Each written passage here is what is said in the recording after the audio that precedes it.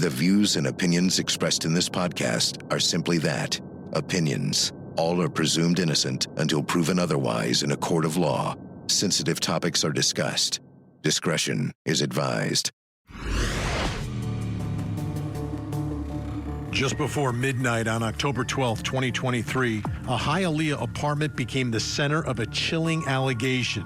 Prosecutors say 13-year-old Derek Rosa stabbed his mother 46 times as she slept while his newborn sister lay unharmed nearby. What followed is even more disturbing. Rosa is accused of photographing his mother's body, taking a blood-soaked selfie, and sending the images to a friend, asking what they thought.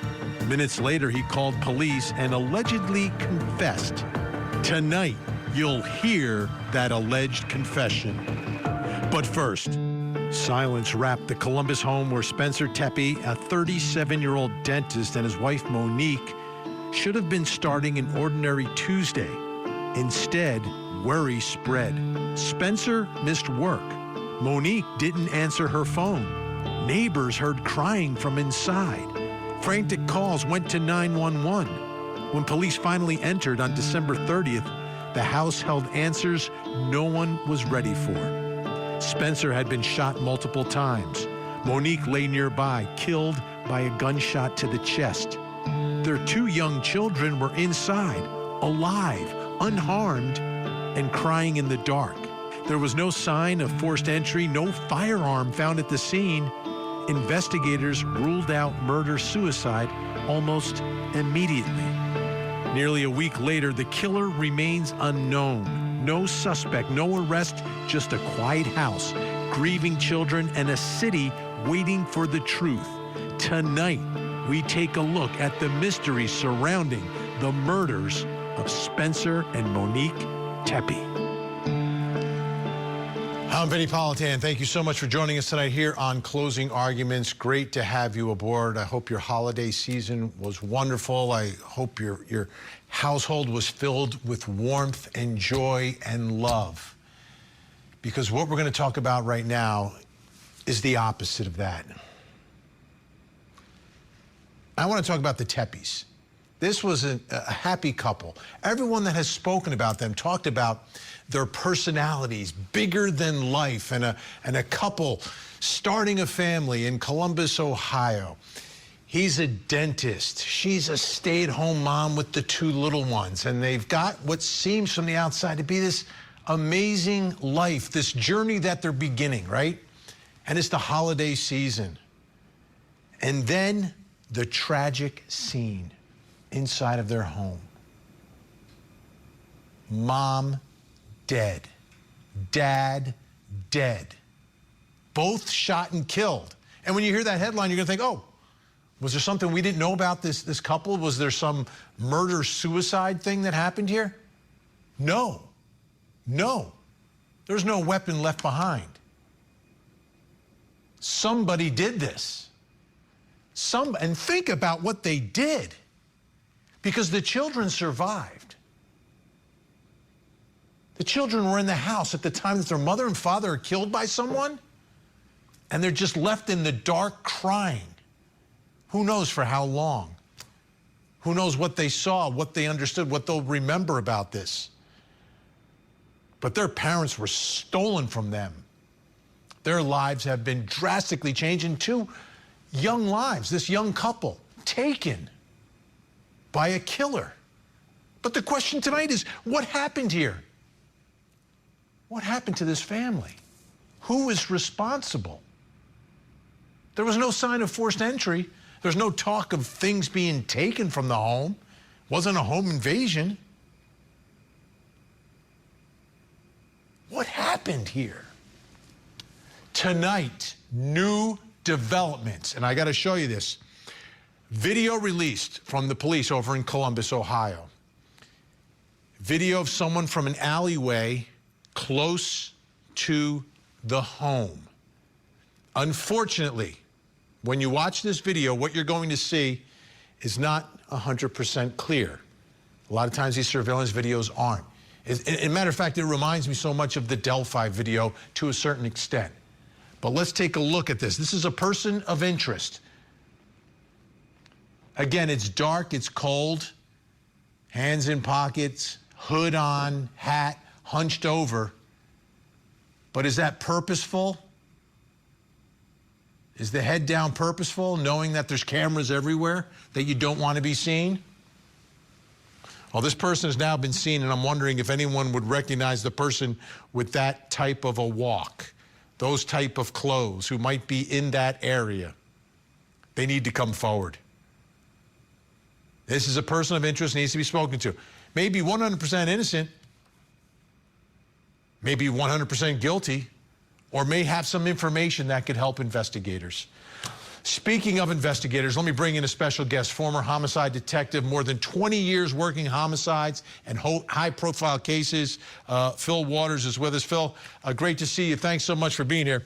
Let's talk about this video first. This is the latest thing that's been released. What can investigators take away from this video? You get this. What do you do with it? Obviously, you've put it out on social media, the local television, court TV, everyone's put it out there for the world to see now. Are detectives taking anything else away from this video? Well, I think the video, to me, indicates that this person has got a vehicle somewhere off the other block someplace, away from, if this is in fact our suspect, away from the scene. So, and just the way he's acting, it would appear to me that this is purposeful. The head down, making sure the hood is pulled forward. So there's a lot of things going on here that this looks like this is the best suspect going at the moment. So let's take that to the next level, right? A lot of people are wondering, is this someone that they knew, perhaps? Because there's no sign of forced entry. Now, obviously, a door could have been unlocked, but it seems like it's someone who showed up purposely that night, may actually know them, but as you're pointing out, didn't park in front of the house.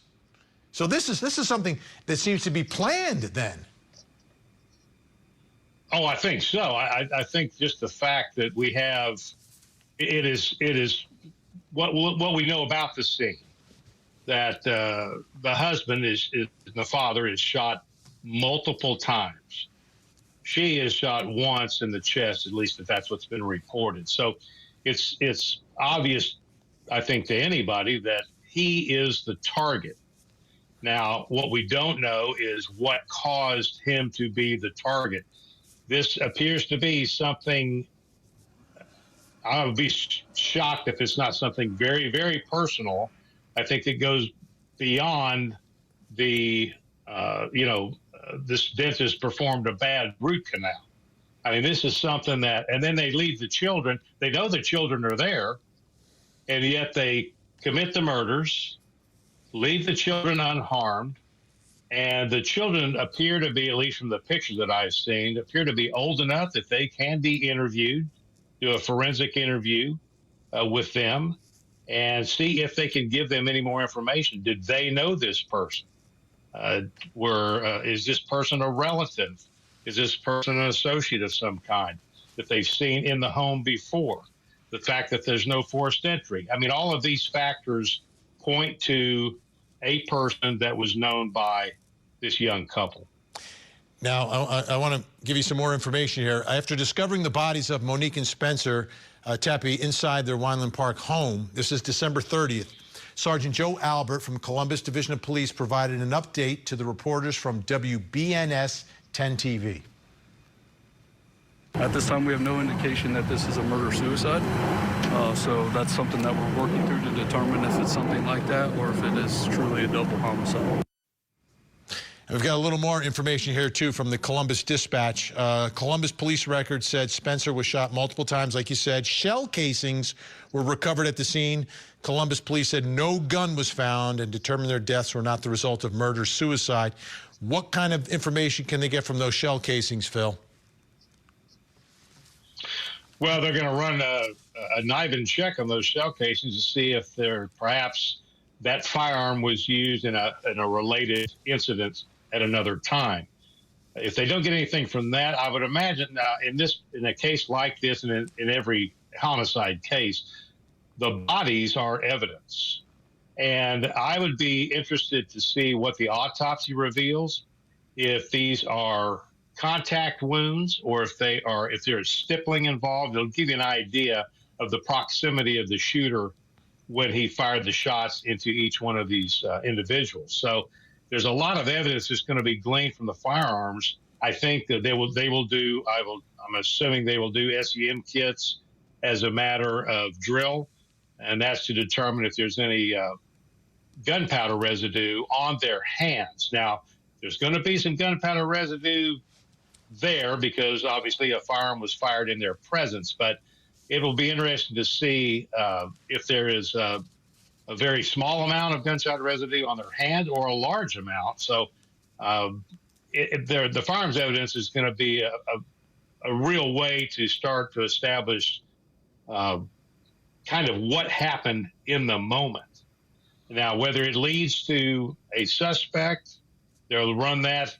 If they get a connection to a firearm, they'll run that through ATF to see if they can track the history of that firearm and so forth. So we'll just have to wait and see what that firearms evidence reveals to us.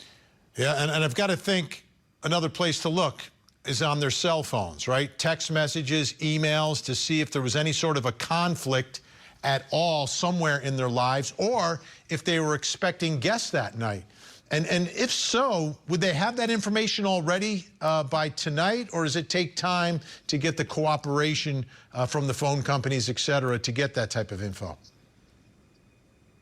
Well, if they've got the phones at the scene, obviously if they can get into the phones and cell bright those phones or use some other data piece of equipment that can pull the data off of the phones, the first thing I would be looking at is who are the last people that contacted these folks, who did they talk to, and then these are going to lead you to other avenues of the investigation. So you're going to be heading out to those people and find out, okay, you spoke to them at this point in time.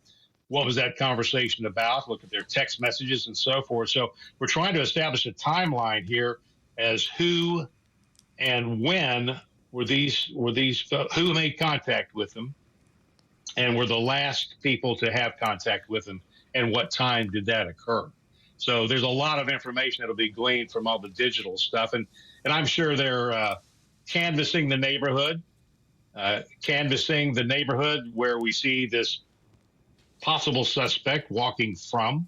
We want to see if people notice something that was unusual about the setting that day. Did they see vehicles that are not normally seen there? Did they see this individual? Did somebody see this guy get out of a car on the other side and walk across? So I'm sure that the detectives are hitting that canvas pretty hard. You never know until you ask the question about what someone saw. Absolutely. Phil Waters, great to have you aboard. Thanks so much. Great to see you.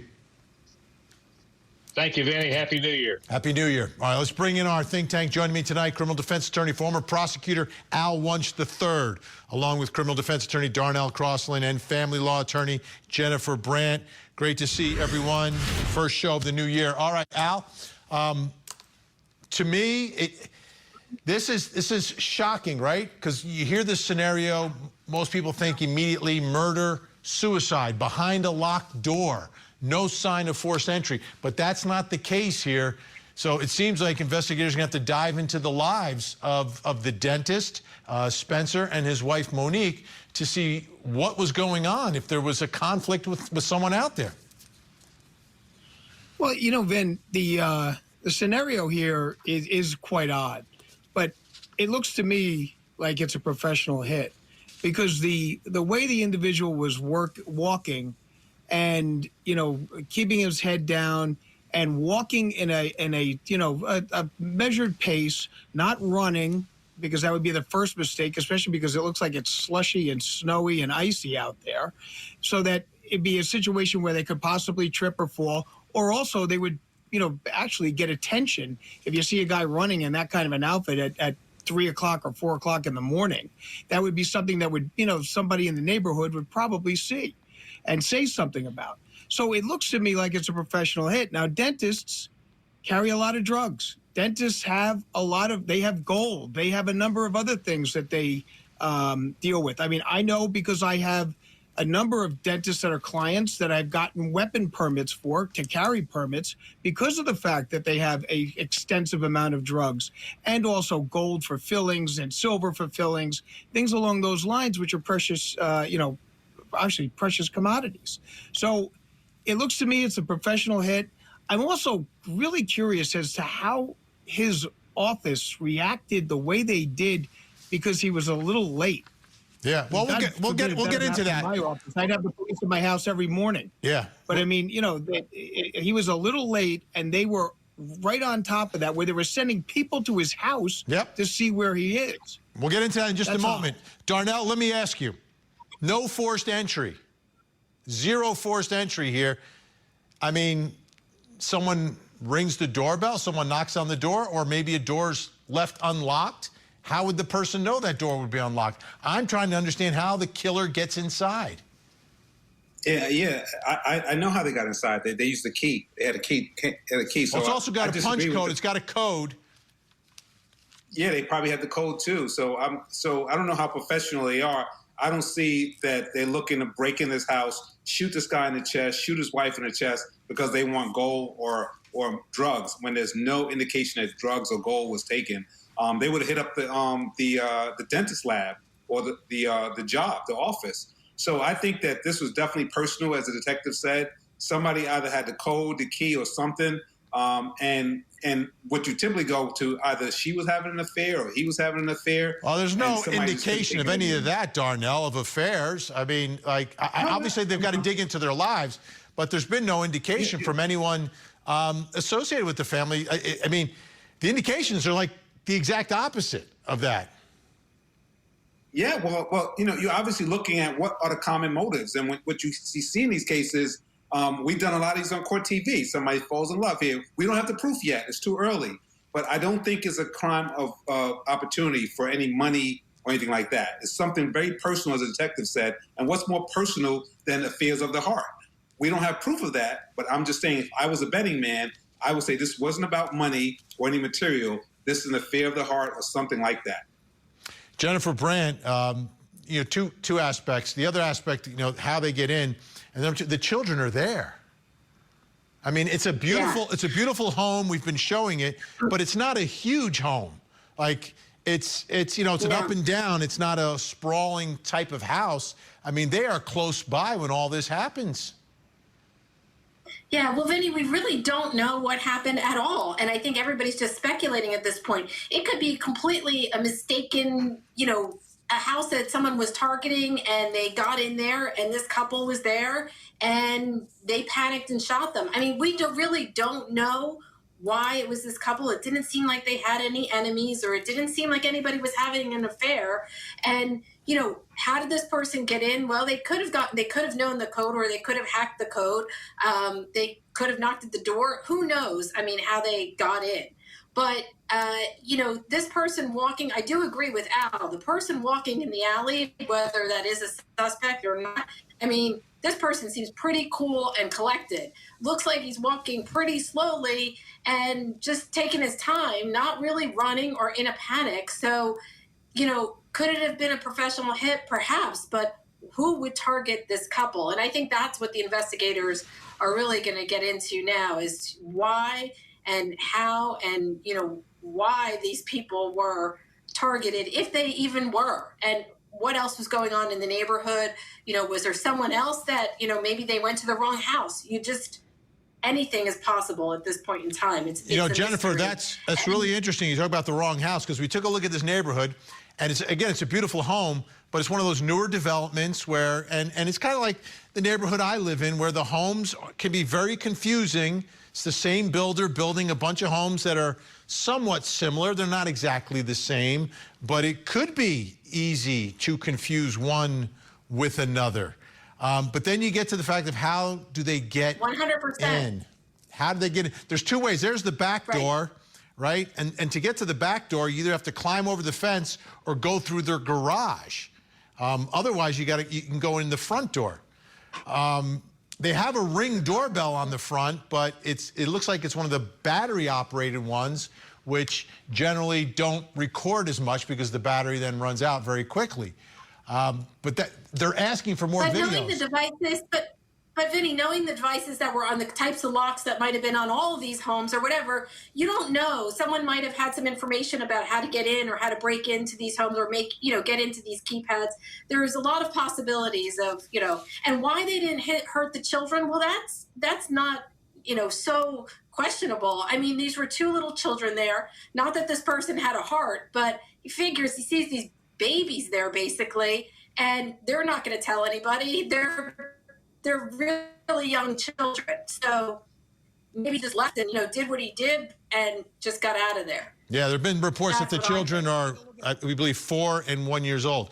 All right, stay where you are. Al, Darnell, Jennifer, staying with us. When we come back, we got more on this story, including the series of 911 calls that Al was referring to. We'll get into that. Plus, coming up next hour. Tonight on Vinnie Politan Investigates, she wept online, posting grieving TikToks, and stood before mourners to say goodbye. But now that same Georgia teenager is accused of murdering the parents she claimed to love. Was her grief genuine, or was it all an act? Tonight, we investigate. The Court TV podcast will return.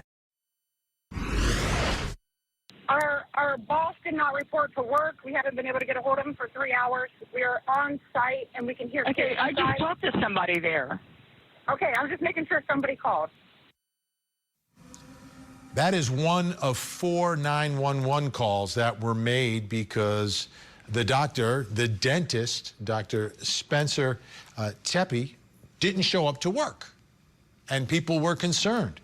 I want you to take a listen to another call. This one is from the dental practice owner who's actually in Florida at the time. Take a listen. Columbus Police, Tech 107. Yes, I would like to ask for a wellness check on an individual at their home. Where are you calling from? Well, I'm currently in the state of Florida. I'm on vacation, but this individual, Spencer, works with me, and he did not show up to work this morning, and we cannot get a hold of him or his family. He didn't show up to work? Correct. Okay. Does he have medical problems or? No, and he's been reliable, and we cannot get in touch with him, his wife, his family, anybody that lives in that house. So There's you're 2 in kids Florida. in the home. I'm in Florida. I own the business. I was informed by my employees that he was not at work, and he runs the office. How old is Spencer? Spencer is, 36, I believe. 37. What's his last name? Tepe. Have you guys received anything else, like calls about him or like a car accident or anything like that? No, sometimes people just don't show up to work. I mean, maybe he's sick, I don't know. But he's 36, his name's Spencer. What's he look like? Is he white, blonde, Hispanic? He's white. He's probably 6'2", blondish hair. Probably 185 pounds. So did you receive information that he may have been involved in an accident, or? No, ma'am. I just know that he is he is always on time, and he would contact us if there was any issues whatsoever. And I just don't know how else to say this. We're very, very concerned because this is very out of character. And we can't get in touch with his wife, which is probably the more concerning thing. He knew. He knows Spencer. And you couldn't get in contact with Monique either. Something happened. Okay, so police do go to the house. They knock. No one answers. They leave. But the 911 calls continue because friends then show up at the house.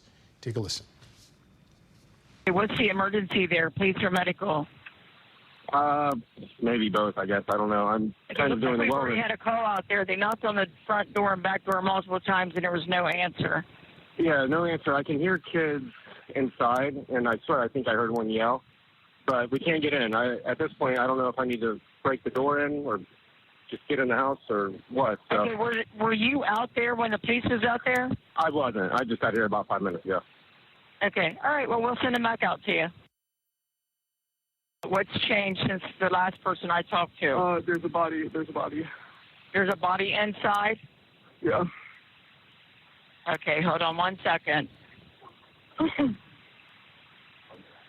Let me get you on the line with the medic, okay?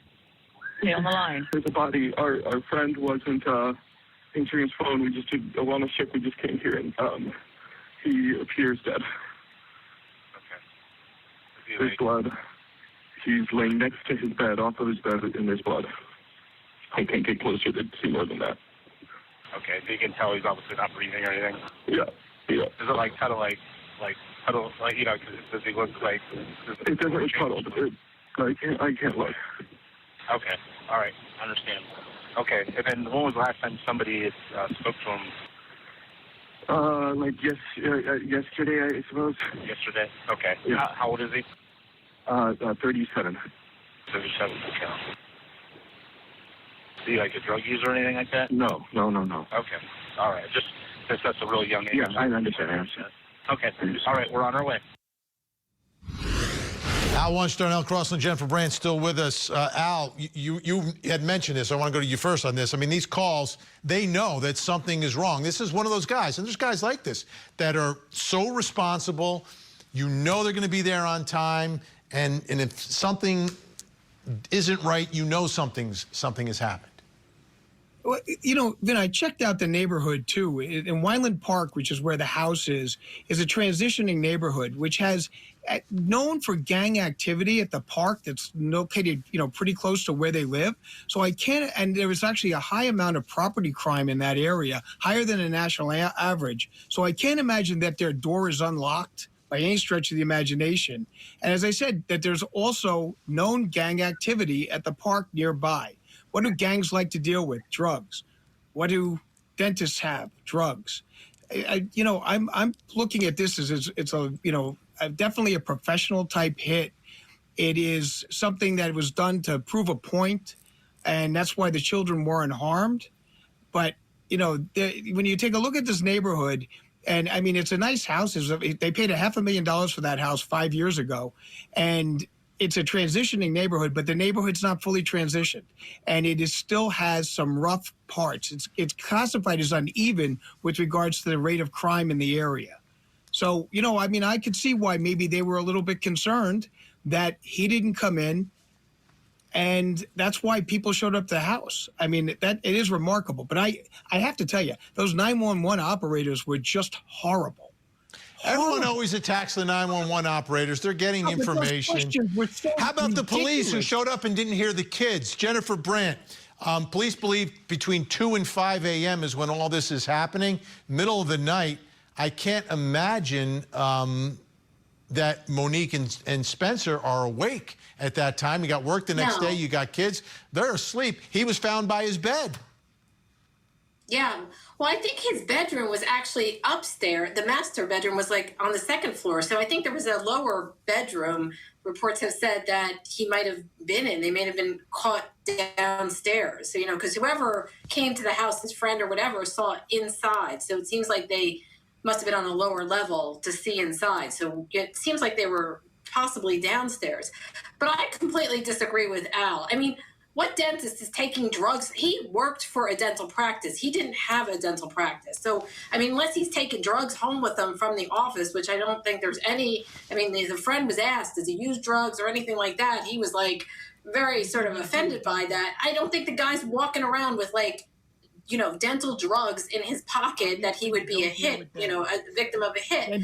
But I do think in terms of the 911 calls, I don't think there's any suspicion about that. I mean, these people were concerned about him. This guy was like a reliable guy. You know, some people have said, like, should the, you know, dental practice be, you know, suspect or something like that. But I don't think that's the case at all. I mean, they were concerned about him. This guy was the guy that showed up at work every day. And when they couldn't get in touch with him, everybody was concerned. So I don't think that part is unusual. It seems like he had a lot of people that really cared a lot about him.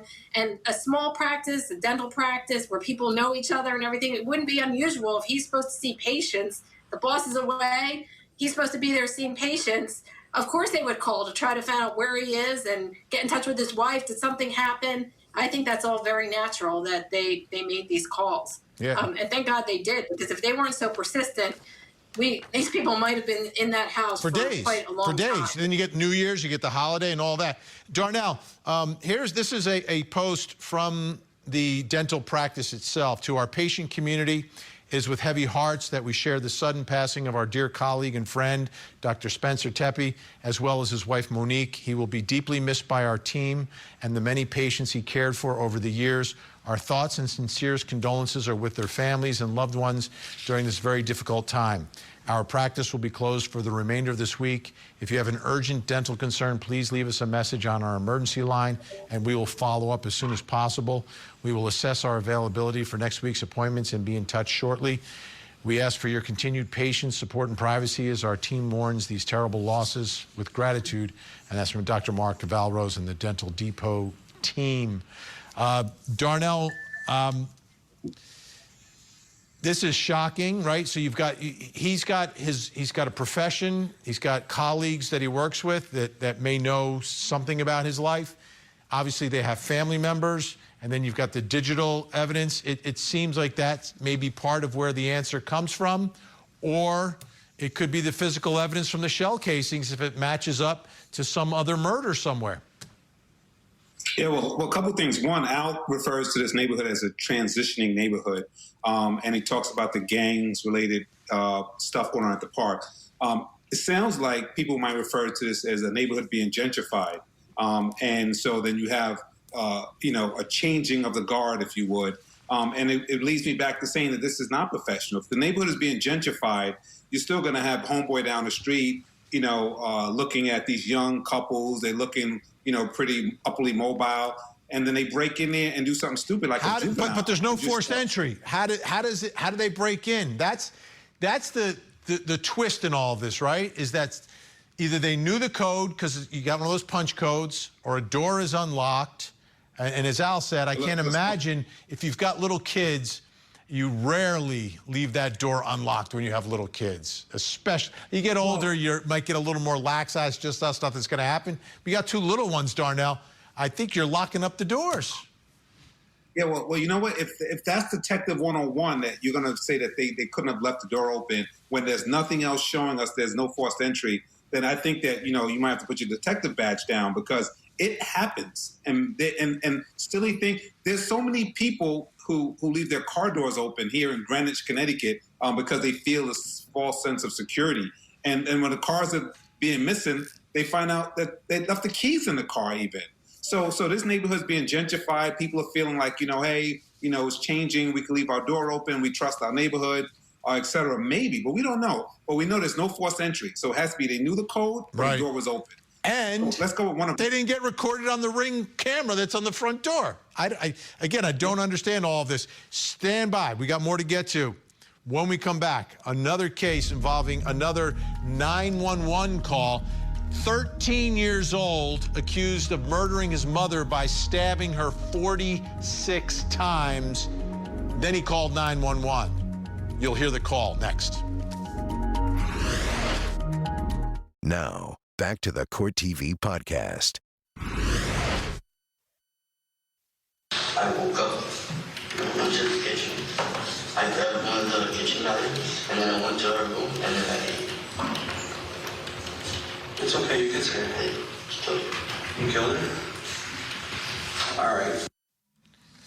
That's Derek Rosa. He's 15 now. He was 13 when he allegedly killed his own mother by stabbing her 46 times. Getting ready for his trial. It's scheduled for the end of the month. In court today, they were listening to his 911 call. Take a listen. So my mom died, I told her. How did you kill your mom? I grabbed the knife from the kitchen, and when she was sleeping, I stabbed her in the throat and in the back. I mean, he's saying exactly what he did, allegedly, right? What is this trial going to be about? Let's bring back in Al Wunsch, Darnell Crossland, Jennifer Brandt. All right, guys. What is this trial going to be about? Darnell, why don't you start us off? Yeah, well, obviously this trial's going to start off with his confession. And we hate to say it because we play this thing down on the ground. There must have been some emotional disturbance somewhere here. Because normally, I'm going to use the word normally this does not happen. We don't hurt people. We don't hurt our mothers. And he stabbed in the throat and then kept stabbing. Something happened. So this trial is going to be one of those cases where they lay out what happened and then offer some mitigator and say he is not guilty by reason of. It has to be. You know, the interesting thing is they haven't raised insanity until just about recently. So, I mean, you know, at the point when this case started, that was not coming up. They had been developing theories about perhaps it was the stepfather. They had the alternate suspects theories that were going around. And now they're fighting, you know, tooth and nail, and with good reason, to try to get the statement out by saying that the kid was confused. He didn't understand what was going on. He was so young and impressionable. And you see what the state's doing. The state is saying that this is a guy that wanted to be Jason from Friday the 13th and you know, wanted to be the, you know, a monster type serial killer. And that he's been, you know, looking at these horror films and he was preoccupied with all of this kind of, you know, horrendous, you know, mass murder that you see in all these horror films, slasher films of late. And, you know, so it probably is going to be now a insanity defense because I don't think anything else is going to be borne out. And if he does not get the statement excluded, there's no way they're going to do anything other than say that he's, you know, not mentally fit and that he has been damaged in society because of his preoccupation with all these, you know, slasher gore films that are prevalent on every cable station you can possibly think of. I think the problem, though, is that along the line somewhere, it was either his father or his stepfather had said that he's extremely intelligent. He was an A+ student, did well in school. So I think it's going to be hard then to argue that he didn't know there was an insanity defense or something like that, especially because he Googled a lot of information when he was doing around the time that this crime occurred. So it looked like he was kind of knew what he was doing and was intentionally doing, looking to do something at least. And then send pictures to his friend. My dear colleague misses the point that it's the smart ones that are the craziest ones. Al would know. Well, you know, I mean, the thing is this: even if he is highly intelligent and smart and everything along those lines, he's certainly 13 and he's impressionable. And you know, when you watch these films, you start thinking that way and you get preoccupied with it. He may not have had the best childhood in the world because of being smart. Maybe he was ostracized by his peers. We don't know. That hasn't been brought up, but that certainly is something that has happened in the past. And we've seen that where the loner who is intelligent, has got a high IQ, is able to think things out, is so just preoccupied without by trying to be either accepted or by doing something that's going to set him apart from the rest of the crowd. And certainly this is something that could have been done. I mean, the other excuse could be that he was being abused, you know, sexually abused by either his mother or his stepfather or even his birth father, and that the mother was hiding that from people and was not you know, letting that out and was blaming him for it. And you can see that might be something that you're just totally speculating. I mean, none of this has come up. None of this has come up because the defense has not been putting these things out yet. The defense tried certain things without going into the insanity defense. You don't think that if they're going up there on insanity, they're not going to be talking about something to do with being abused somehow, and that maybe the mother didn't listen to him? I mean, how many cases have we seen along those lines? How many kids? You lose credibility if you go that far out. You can go a little bit out from the shore, but don't go that far into the deep because then you're going to lose credibility. You can't just make it up if Woody had went to the police. Well, but the thing is this, Darnell, how many cases have we seen, and you and I have been doing this, you know, long enough to know that when you've got a scenario where a parent doesn't believe you, where you're being, you know, somehow abused, and you are being, subject to punishment or otherwise because they think you're the one to blame on this or you're making these stories up, you get angry and you lash out. Let me throw this in the mix, Jennifer. This is not Jennifer, let me throw this in the mix. I've got something. The mom just had a baby, so he's got a little. There's a little baby next to him. Could that be part of what will be this defense, that had some sort of an emotional impact on this 13-year-old, that he's now a big brother? I think it totally could. I mean, if he had been an only child for 13 years and then all of a sudden the new baby arrives and, he feels, he's being ignored or whatever because the mom is preoccupied with the child. But, I mean, how many people have siblings that does this happen to? And I think what we're all missing here is the pictures that he sent to his friend immediately after doing this, sort of bragging about it. This is what I did. This is what look at this.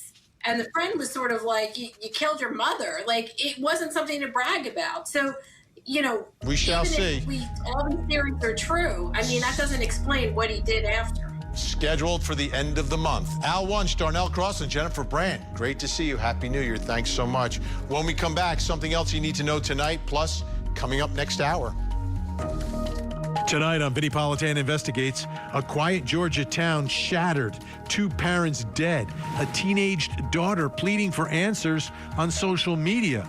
But as investigators dug deeper, a disturbing possibility emerged.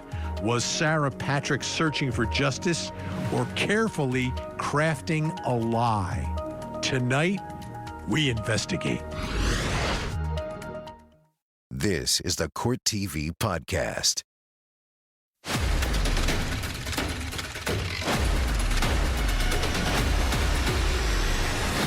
Welcome back. Time to reveal something else you need to know tonight. Let's take a look at the big board.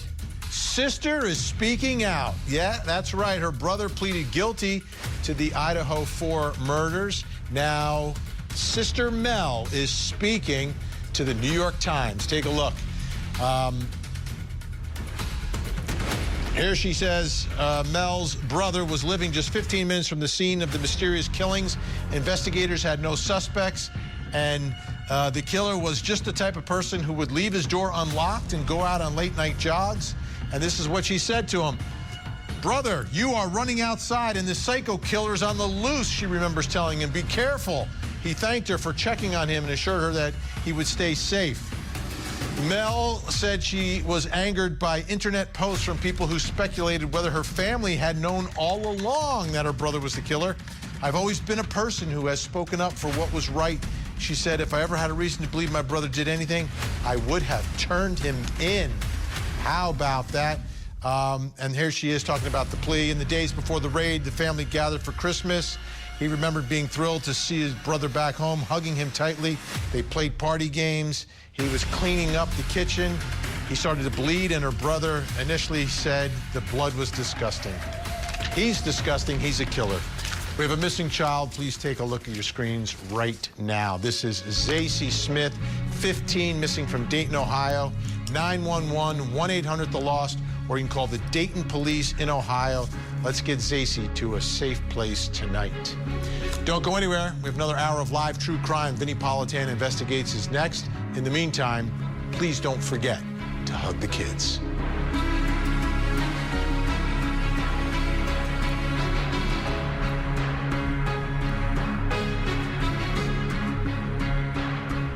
There you have it. If you want to see more in-depth reporting on the latest true crime stories, you can see me every weeknight, 8 p.m. Eastern on Closing Arguments. Thank you so much for downloading. And as always, please don't forget to hug the kids. This podcast is a production of Court TV. Go to CourtTV.com for more content, trials on demand, and to find out how to watch Court TV in your area.